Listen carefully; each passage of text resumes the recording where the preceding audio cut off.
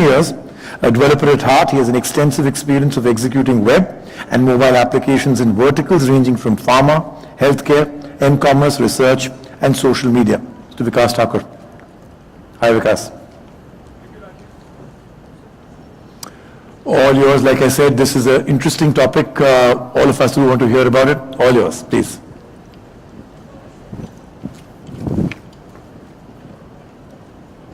So, good afternoon, ladies and gentlemen.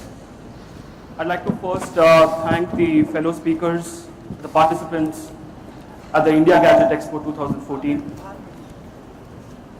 Also extending my thanks to the organizers who've given us a platform to speak about a very interesting topic that we have, gadgets in the next generation of emerging communication in the future era.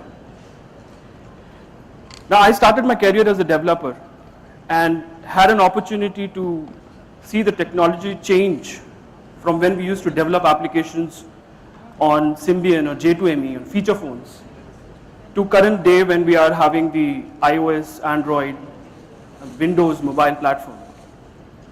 Much has changed in the last 7 years and it's been very interesting. My company Laurus Infosystems provides solution for web and mobile, mainly for healthcare and life sciences. And in the recent past, it has also provided solutions in other verticals like what Rajiv had just mentioned, research, pharma, m-commerce, and social media. Now, before we move on with the seminar, there are a few assumptions that I would like to make. Firstly, in this presentation, we're going to talk about gadgets which are mobile, meaning they're having mobility and we can carry them around with us.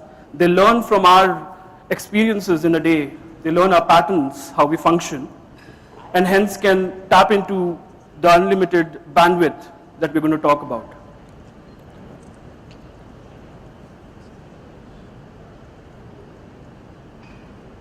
Let's just give some time to the AVs.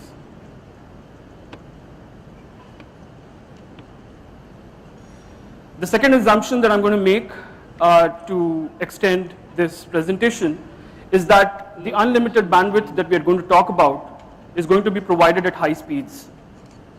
It's not going to make much of a difference otherwise.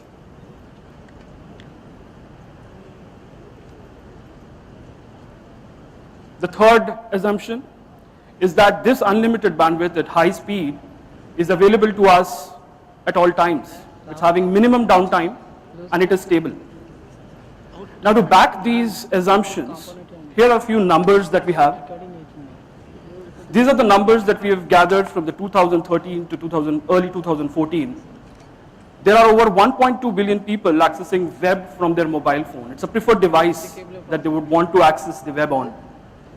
71% of the global mobile web users expect the websites to load as quicker as it loads on their PCs connected to a broadband in today's time. 57% of the mobile customers will abandon a website if it's not loading up within 3 seconds. So we also have the users becoming very craving for this bandwidth, the high-speed bandwidth, and it affects their user experience in a very negative way. Mobile web adoption, the way the technology or the web technology, mobile technology has been accepted is 8 times faster than how we had accepted web technology back in the 90s and 2000s. And for the retailers who are trying to sell goods on mobile applications or the web application, for every 100 milliseconds of a delay, the sale goes down by 1%. And interestingly, this particular information is coming from Amazon. Before we move on to the future to discuss what the gadgets would be and what are the technologies which are going to be used, how is it going to affect the industry, let's go into the recent past. While GPRS and 2G had opened up these possibilities of having internet in your pocket, you were able to have your device connected to your PC, which probably was not having internet connectivity at that point, and was able to have internet connectivity using a mobile device. The disadvantages again for GPRS 2G was because it's radio based, because it is working on single network GSM band for both internet and call. If you're having a call while you're surfing the net, the internet would go on a standby. So only one thing used to function at one point of time. And again, comparing from today's standards, it was very slow. The device manufacturers who were creating device during that period, which was consuming this standard of internet connectivity, were feature phones, which would have applications developed by the device manufacturers and pre-installed on the phone. Very little scope for the developers to develop applications for general use of the public. And during this period, there was Symbian and J2ME which allowed you to do this. But things changed when we had 3G, 4G and LTE, which is very recent, coming up. It opened up possibilities for multimedia services coming in. We could have video calls, we could have video content, audio video content experienced by the end users. This was faster compared to what we had with GPRS or 2G. The applications were installed by the device manufacturers, but there was also a possibility for third-party developers to have applications developed for end users. And this, as a developer, this was something which was opening up many more gates for allowing the technology, evolving the technology as we use our smartphones today. Again, this has a downside to it, because when we're talking about the technology changing, the high speed bandwidth that we're having with 3G, this is an IP based, unlike the radio based which we have in 2G or GPRS. This is an IP based and you're always online. But it takes a hit on your battery because 3G consumes a lot of power. Apart from that, 3G or the 4G LTE is, as we know, not available in many countries because of the infrastructure and the investment that goes into it. Also, we couldn't do much about the cost factor. It was still expensive. So, this is the speed numbers that we've got on an iPhone, which is downloading the same size of a file on different standards. Now, well, this is established that the speed is increasing, and we are seeing with moving standards, we are having lot many megabytes per second being downloaded. But what I want to showcase here is the exponential growth. It's almost all more than the double. So in the future, we certainly see that this is going to make a difference. It's going to be much more impacting the way we use our devices in today's time. Now, moving on to the future, when we're talking about the future, we are talking about what I call a dream device. This device is something which would be in the future. This device could be a car, it could be a wearable device which you already have today, but probably much more evolved. It could be a smartphone. But certain components which I'm expecting from this dream device is that firstly, it has to be mobile. It has to be with you, along with you. Like I said earlier in the seminar, it has to be learning from your patterns. It should be smart enough to help you make decisions for yourself. Secondly, the hardware that we're looking at in this dream device is going to make improvements in the battery, an area which probably has not evolved much. Also, from a processor standpoint, I'm not expecting a very fancy kind of a processor, but I'm expecting something which is able to do multitasking quite efficiently, because I'm expecting this device to still consume services and not run business logics or hardcore processing at its end. Again, the connectivity, while we have the 3G, 4G, LTE, we need to look apart from, we need to think advanced from what 4G, LTE gives you today. Because from what I see, the kind of usage is going to change from what it is today. And for stability, when we're talking about dead zones, even today when we're having 3G connectivity, we have dead zones where we are not able to connect, and your experience while you're using your phone is going to impact in a very negative way. So satellite Wi-Fi is something which will be available to you from the remotest of the village to your cellar, parking or a lift. The interface, while we see in today's time, we've moved on from the physical Blackberries to the smartphone, where your touch devices are available. But I think we need to move on from still, having the phone to be touched by us and, deviating or moving away from whatever we are doing. So I think the interface has to evolve in a form of probably speech or gestures, or for the extremes, implants where your muzzle reflexes would send inputs to your device. And last but not the least, and I cannot stress on this enough, this device has to be affordable by one and all. And it has to be cheap. It has to be, if we want this device to be used by everybody, cost is a factor that we'll have to look into. Now, what is going to happen with unlimited bandwidth? I'm going to split this into what is the impact on the technology and on the industry. And just for the constraint that we have on the timeline, I'm just shortlisting few of the technologies and the industries which I think would have an impact. Augmented reality, the technology has been with us for quite a long time, but it's not yet able to tap into the potential. And I think augmented reality is something which is going to make huge difference in the way we are going to use our mobile devices in the future. It's going to impact the search, the navigation we do, the gaming, the aviation, commerce, and architecture. Now, augmented reality, as we know, is basically overlapping digital information over physical world, which is basically captured by the sensors of your mobile device and providing information to wherever you're moving your device. So it's basically using the sensory informations of the mobile device and giving you that reality, that augmented reality, in which you can use this particular technology in various sectors, like I mentioned. Data analysis, the real-time data analysis is something which could also impact the way we use the technology tomorrow. I could be talking to someone who is not speaking my language, but the real-time analysis could real-time translate it while I'm speaking to the person.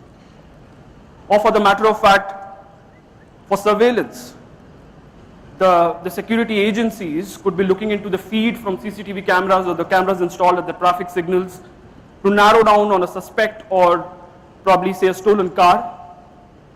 Real-time data analysis has many more applications, which I think would really be able to impact the way we use mobile applications in tomorrow's time.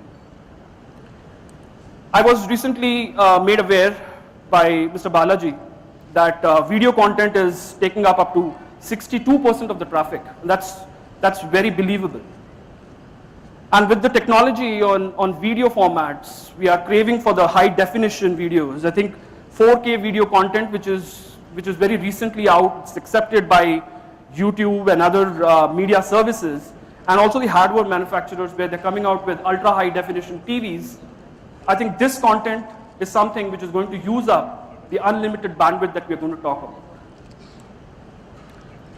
When we come to the industries, I think automobile industry is going to really make use of the unlimited bandwidth. We already have the self-driving cars which drive on their own, but I think while the business logic or while the split-second decision is made in the car, it still relies on the back-end server where it's getting information on the real-time traffic updates, the navigations, and of course it cannot take care of itself by its own.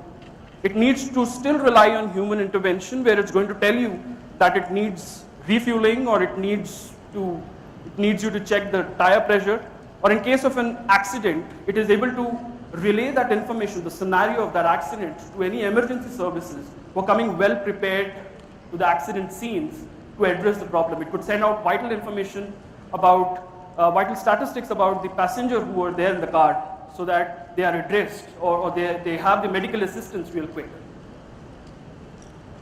Healthcare and life sciences, the sector for which my company, Laurus Infosystem, develops applications for. In the recent past, we have moved on from the paper-based activities to digital formats. For example, the clinical trials earlier used to happen on paper, and in today's time, we have an application which will allow the patients to participate into clinical trials on mobile phones. And this has impacted the way the clinical trials are conducted. It improves the dropout rates, and the clinical trial results are quite amazing. In another format, while the labs are having the scientists work on experiments, while they're using the physical notebooks, it becomes very cumbersome for them to repeat an experiment which needs only tweaking a few parameters, moving the lab notebooks to an e-notebook for conducting experiments is also becoming very fruitful for them, because now they are able to sort the experiments, search for the experiments which are probably conducted years ago, and then repeat them by just click of a button. Now, while we are talking about the unlimited bandwidth, the future, and it all seems very fine, but there is a darker side to it. There is another side of the coin, which probably needs some attention for us to think how else could the unlimited bandwidth, the usage of unlimited bandwidth be affected. Net neutrality is one part of it which I want to probably just put a focus on. In basic principle, it basically means that the bandwidth provided to you to access any website or any web service is provided equal, something that we function in today's time. There is no content filtering, nobody is bothering as to what you are viewing online, your freedom of speech is still existing. But the regulation on net neutrality is something which is coming up majorly in US, which demands that the ISPs take over and provide a kind of a bandwidth traffic regulation which will allow you to, say, view YouTube or Facebook, which are very frequently visited at a higher bandwidth, at a higher cost. But then again, your own website, which you developed a few days ago, is not available to you at that same speed or that same cost. It's cheaper. So when I say that there are two models, the pricing models, I'm not talking about fast and faster, I'm talking about fast and slower. Content filtering is also one of the things which ISP can misuse to a very great extent, masking it with saying that it's security, we're trying to stop the abuse or the hate speeches online, but I think this is also going to impact the privacy that we're having in today's time. They might come up with some kind of a pricing model which is pay as you go, which is going to charge you with the amount of bandwidth that you're using in today's time. So regulating net neutrality, I think the only benefiters, at least from today's standpoint, in my opinion, are the ISPs, and I don't want to debate about whether what we need to do to control it or not control it, but I think this is one area which is seriously going to affect the way we use unlimited bandwidth in tomorrow's time. We have developed the gadgets which are doing tasks or multitask for us. It's checking our email, it's able to notify us about our Facebook updates and messengers and so on and so forth. But in reality, are we ready for all that? I mean, it's still overwhelming for us to have so many notifications in a day to be receiving from our phone, which is designed for multitasking. But are we really prepared in the future when we are going to have unlimited bandwidth for our device to need our attention, and can we provide that attention to it? While we expect it to be multitasking, the gadget also expects you to multitask. It expects you to be a superhuman who's able to read all that information which is relaying to you after it finishes its multitask. And cost, of course. Cost is also one of the major importance that we're going to realize at the point when this unlimited bandwidth is coming to you at a good speed and stable connectivity. This is something which is going to really impact the way we use the internet connectivity in the future. I would like to conclude this particular seminar or the presentation saying that evolving technology along with the access of unlimited bandwidth, which is cheap, available and stable, will lead to unlimited possibilities. Thank you.